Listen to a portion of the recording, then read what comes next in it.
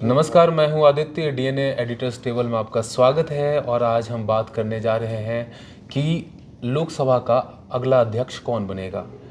और हमारे साथ हैं चर्चा करने के लिए तनवीर आजम जी। तो सर, अभी चुनाव तो हो चुका है, चुनाव के नतीजे भी आ गए हैं, प्रधानमंत्री ने शपथ भी ले ली है, लेकिन लोकसभा स्पीकर का जो पद है उसको लेकर चर्चाएं तो हो रही है, लेकिन किसी नाम पे सहमति नहीं बनी है। इसको लेकर क्या कहना चाहेंगे? देखिए, मैं डीएनए के दर्शकों को ये बता दूं कि जब से हम लोग आज़ाद हुए हैं, जी। लोकसभा का जो स्पीकर का आज तक कभी चुनाव नहीं हुआ है। हमेशा सर्वसहमति से एक जी। स्पीकर का नाम आगे आया है और उसको सारे पार्टीज़ ने एक्सेप्ट किया है। इस बार अभी तक तो वो एक्सेप्टेंस नहीं आई है और लोकसभा जो नई लोकसभा है, इसमें पहला जो सत्र है वो 24 जून से लेके 3 जुलाई तक है। लोकसभा स्पीकर का जो चुनाव है या जो भी फाइनल करना है वो 26 तारीख तक कर देना है। उसके बाद का हमारे पास समय नहीं है। अब ये इस बार 26 तारीख में अभी दिन है खैर, और उसमें ऐसा नहीं है कि वो एक दिन पहले भी वो नाम अनाउंस हो सकता है और पार्टीज़ आपस में बैठ के उस पर बात कर सकती हैं, उस पर मीटिंग कर सकती हैं। लेकिन जिस तरीके से सरकार बनी है, अब ये देखिए पिछले 10 साल, अगर मतलब जो हमारे यंग दर्शक हैं उनको मैं बताना चाहता हूँ कि पिछले 10 सालों से जिन्होंने कोalition गवर्नमेंट नहीं देखे होंगे, बहुत सारे ऐसे होंगे जो अभी 19 साल 20 साल के होंगे। तो कोalition गवर्नमेंट जब होते हैं तो उनके अपने कंपल्सन होते हैं। 10 सालों से हमारी एक मेजोरिटी की गवर्नमेंट चल रही थी बीजेपी की, इस बार कोalition में है तो 240 सीटें हैं, भाई 32 सीट कम थे। अब जो जिस तरीके की एक जो बहुत स्ट्रॉन्ग जो नैरेटिव है, जो वॉइस निकल के आ रही है, वो ये आ रही है कि स्पीकर का पद भी बीजेपी अपने पास ही रखेगी। जी। अगर आप ध्यान से देखें तो बीजेपी ने सारे जो इम्पोर्टेंट मंत्रालय हैं वो अपने पास ही रखे हैं। मतलब ऐसा लग रहा है कि कंटिन्यूटी में ही, मतलब prime minister Modi normally continuity में विश्वास करते हैं। ये एक हम लोगों ने देखा हुआ है। जैसे अजीत डोभाल को भी उन्होंने 3rd टर्म दिया है। बिल्कुल। फिर उनके जो सचिव हैं उनको भी उन्होंने टर्म उनका भी बढ़ाया है। और जितने भी कैबिनेट के जो सीनियर जो CS वाले जो वो हैं, चाहे एक्सटर्नल अफेयर्स हो, चाहे डिफेंस, चाहे होम या फिनांस, ये 4 जो पोजीशन है ये भी सेम ही लोग कंटिन्यू कर रहे हैं।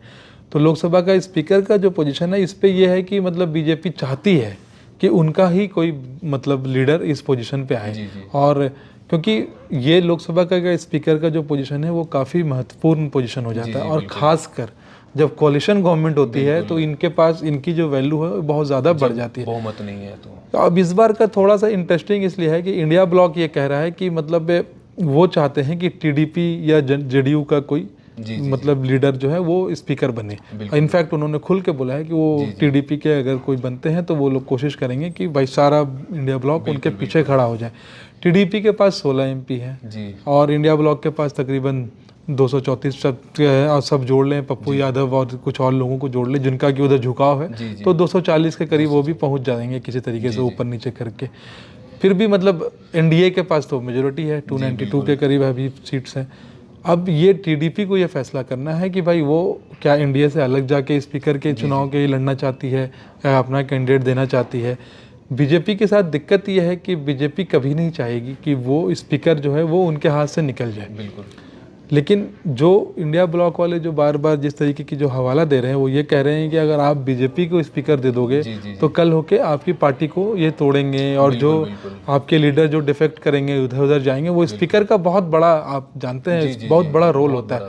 तो ये एक तो ये मतलब इसका पहलू है। दूसरा पहलू ये है कि TDP की तरफ से कोई अभी ये बात नहीं हुई है, वो ना हाँ बोले हैं ना बोले हैं। हाँ, दूसरी तरफ जनता दल यूनाइटेड जो है जिसके 12 MP हैं, उन्होंने बोला है कि भाई हम इंडिया के साथ हैं और बीजेपी के साथ हैं, और बीजेपी जिस तरीके की बात करेगी वो रखे। मीटिंग इस पे चल रही है, और ये देखिए कि बीजेपी ने इसके लिए राजनाथ सिंह जी को आगे किया है। राजनाथ सिंह मतलब उनको उनकी थोड़ी बात करने का एक तरीका अलग है। एक NDA के संयोजक के तौर पे अभी तो मुझे वही दिख रहा है। लेकिन अभी जो पिछली मीटिंग हुई थी स्पीकर के इसके लिए, उस पर जो हमारे पास खबर है उसमें शायद TDP का कोई भी रिप्रेजेंटेटिव नहीं था।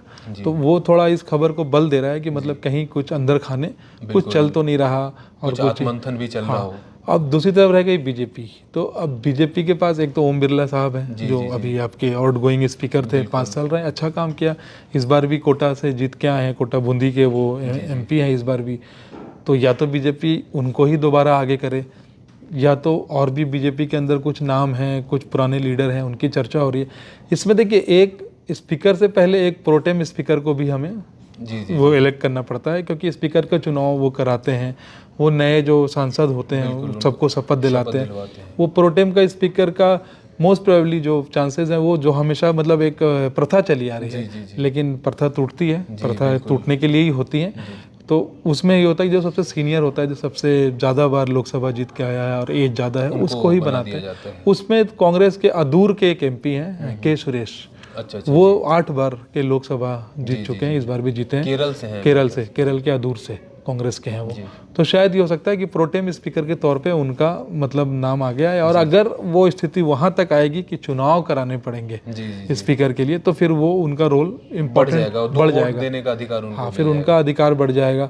तो ये एक मतलब इंटरेस्टिंग सिचुएशन है। इसमें अभी कुछ ये नहीं है। देखिए, राजनीति का कोई ये नहीं है, राजनीति हर रोज़ हर घंटे पलटती है। और अभी हम लोगों ने 4 जून को देखा कि कहाँ 400 पार की बातें थी, बीजेपी अपने दम पे 370 ला रही थी, लेकिन सब कुछ पलट गया। तो ये कह देना कि नहीं बीजेपी का स्पीकर तय है, और हम लोग यहाँ पे बैठ के डिस्कशन ही इसलिए कर रहे हैं कि ये तय नहीं है। खेल भी हो सकता खेल हो सकता है, कोई नहीं जानता है कि इंडिया ब्लॉक आखिरी समय में एक शॉक दे दे और मतलब अंदर खाने जदयू के साथ, या यूपी से जो रिजल्ट आए हैं, तो अब तो ये कहा जा सकता है कि राजनीति में कभी भी खेल हो। बिल्कुल। और ये भी है कि मतलब जदयू और TDP, ये भी नीतीश कुमार जी हों चाहे चंद्रबाबू नायडू हों, दर्शकों को बता दूं कि चंद्रबाबू नायडू ही थे, इनकी ही पार्टी थी, इनकी ही पार्टी के स्पीकर थे जब वाजपेयी जी की सरकार वोटिंग हुई थी और हार गई थी। स्पीकर ने बहुत अहम रोल निभाया था उसमें, एक वोट से। तो मुझे लगता है कि बीजेपी वाले वो भूले होंगे, तो और ना ही TDP वाले वो भूले होंगे, क्योंकि राजनीति में कुछ चीज़ें कभी नहीं भूली जाती हैं और कुछ चीज़ें भुला दी जाती हैं।